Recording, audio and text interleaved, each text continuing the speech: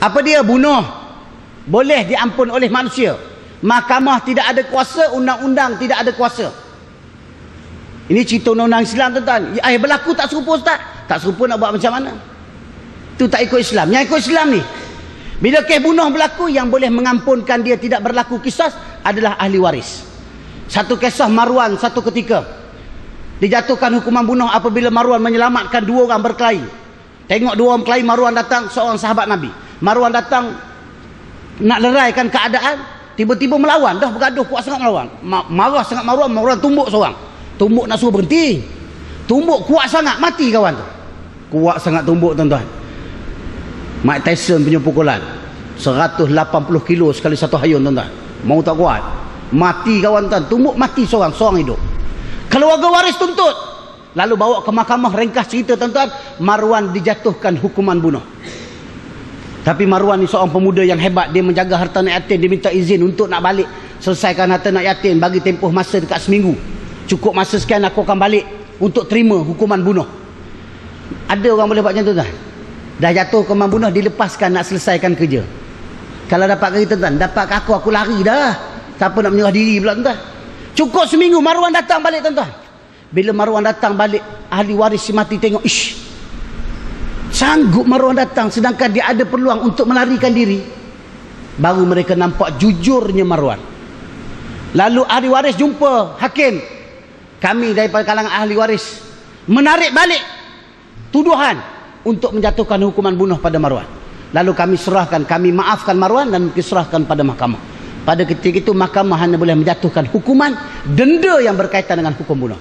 Marwan tak jatuhkan bunuh. Sebab apa? Keluarga boleh. Itu hukum yang boleh melibat keluarga. Hukum minum arak tak ada manusia, melainkan Allah saja yang ampunkan. Bila Tuhan nak ampun, setelah kamu bertaubat, kamu akan terima keampunan di akhirat. Di dunia wajib terima hukuman.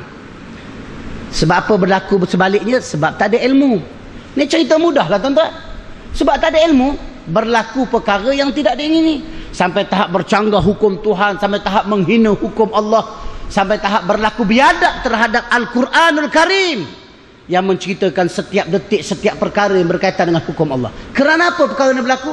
Kerana tidak ada ilmu.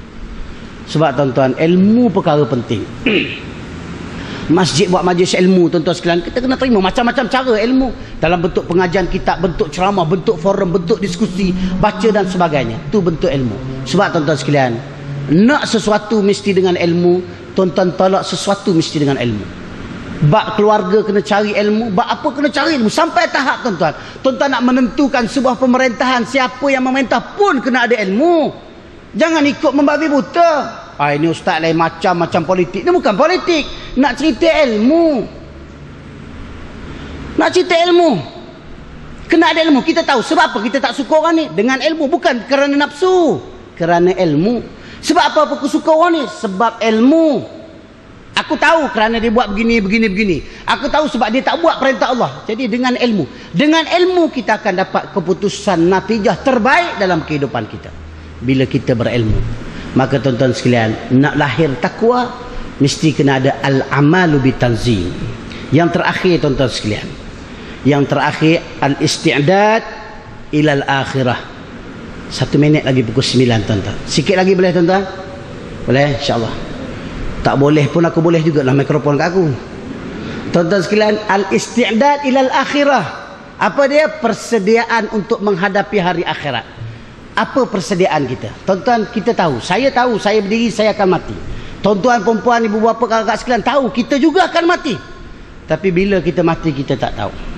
Siapa yang nak mati, dia mati. Yang tak nak mati, dia mati. Tapi yang nak mati lagi cepat mati, yang tak nak mati pun cepat juga mati. Tuan-tuan fikirlah mana satu tuan-tuan nak. Confirm kita mati. Imam Ghazali kata, orang yang paling bijak dalam hidup dia, orang yang selalu ingat mati. Salah satu di antara sebab disebut oleh Ibrahim Adham, apabila penduduk Basrah tanya kepada Ibrahim, kenapa doa kami Tuhan tak terima? Salah satu di antaranya Ibrahim kata, ada 10 sebab doa kamu Tuhan tak terima. Apa dia? Salah satu di antaranya, kamu selalu menziarahi majlis kematian. Kamu pergi ziarah, kata beritahu orang mati, kita pergi, kita tengok orang mati. Masa tengok tu khusyuk, diam, geleng kepala. Balik kamu tak ingat pun yang kamu juga akan mati macam apa yang kamu tengok. Tuan tengoklah, Allahu Akbar tuan-tuan. Duduk kat kubur tu, tu imam baca talqin tuan-tuan, yang diam tu okey, yang duduk kat tepi-tepi pokok belakang-belakang kubur tuan-tuan, yang datang nak perhati lah. Dia berborak, tak imam talqin, ma rabbuka, dia pula telah jawab Allahu Rabbi sambil merokok tuan, sambil merokok. Allahu Rabbi pun berasap keluar sepakai tapi tuan-tuan. Lepas tu takut Allah, lepas tu sedut balik, sedut rosak. Allah, angkat bak tulisan pang kepala tu baru tahu. Allah, duduk tepi kubur berasap lagi tuan-tuan. Minta maaf tuan-tuan, orang sokok minta maaf banyak tuan-tuan. Aku pun puas hatilah kalau tak panggil pun kali ni tuan-tuan. Duduk sebut dah neraka Allah, sedut api neraka selamba tuan-tuan. Selamberak sedut api neraka tuan, sedut. Allah, tak rasa takut tuan-tuan. Ustaz dia tak haram, makruh. Makruh ni buat Tuhan benci. Kalau tak buat Tuhan suka. Dalam akhirat nanti tuan-tuan dua je. Allahumma inna nas'aluka ridhaka wal jannah wa na'udzubika min sakhatika wan nar. Dua je. Tempat yang Tuhan suka kita minta, ya Allah berikanlah aku redha, sukalah aku, terimalah kami ya Allah. Mudah-mudahan kami dapat syurga. Itu tempat Tuhan suka. Tempat Tuhan tak suka, neraka. Jadi tuan-tuan pilih hak Tuhan suka, Tuhan tak suka. Payah nak jawab. Payah nak jawab, berhenti. Tu cerita dia. Ayat dia makruh ni Tuhan tak suka. Kat mana? Neraka. Ustaz pandai-pandai sebelum ni tak ada pula kata macam tu. Sebelum ni dia tak nak cakap. Aku tak boleh tak cakap. Kena cakap. Sebab nak habis nak berhenti dah ni pun. Tak apalah cakap pun. Tuan-tuan sekalian, persediaan nak hadapi akhirat. Allahu Akbar. Mati tuan-tuan tak ikut Allah. Sebab laluan kita tuan-tuan akhirat. Apa persediaan kita tuan-tuan? Ayat yang mukadimah saya baca tadi. Wala tamutunna illa wa antum muslimun.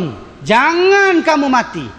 Tuhan kata jangan tu bukan tak bagi kita mati. Alhamdulillah ada chance aku hidup sampai kiamat. Ada tuan-tuan, jangan dalam hati kata kamu tak boleh, aku tak terima kamu. Kalau kamu mati dalam keadaan kamu tak Islam, kamu tak akan dapat mati dalam keadaan husnul khatimah. Aku tak terima siapa kamu. Maka sampah sarap yang ada Tuhan akan campak longgokkan kamu ke neraka. Melainkan orang-orang yang mati dalam keadaan diterima oleh Allah Subhanahu wa taala. Fikir-fikir, renung-renungkan tuan-tuan sekalian. Apakah takwa sudah wujud dalam diri kita? Mudah-mudahan tuan-tuan, kalau takwa ada dalam diri kita, kitalah orang yang terbaik di sisi Allah. Kerana berhari pandangan Allah, Allah Ta'ala sebut inna akramakum indallahi atqakum. Orang yang paling baik, paling hebat, yang pada pandangan aku, Allah Ta'ala kata, adalah orang-orang yang paling bertakwa daripada kalangan kamu. Mudah-mudahan tuan-tuan dan perempuan, ibu dan bapa sekalian, termasuk saya dan kita semua, kita renung perbincangan kita dan kita mengharapkan kita tergolong dalam golongan orang-orang yang bertakwa, insya-Allah. Saya secukup sekadar tu perjumpaan saya dengan tuan-tuan. Mudah-mudahan ada manfaatnya. Ambillah yang baik itu yang sempat saya sama kongsikan dengan tuan-tuan. Mudah-mudahan yang baik itu boleh memberi manfaat kepada kita, kerana yang baik itu datang daripada Allah Subhanahu wa taala. Tinggalkanlah yang tak baik itu tuan-tuan, yang kosong-kosong itu, kerana itu adalah kelemahan daripada kejahilan saya sendiri. Aku qouli hadza astaghfirullah li wa lakum. Wabillahi taufiq wal hidayah. Wassalamualaikum warahmatullahi taala wabarakatuh.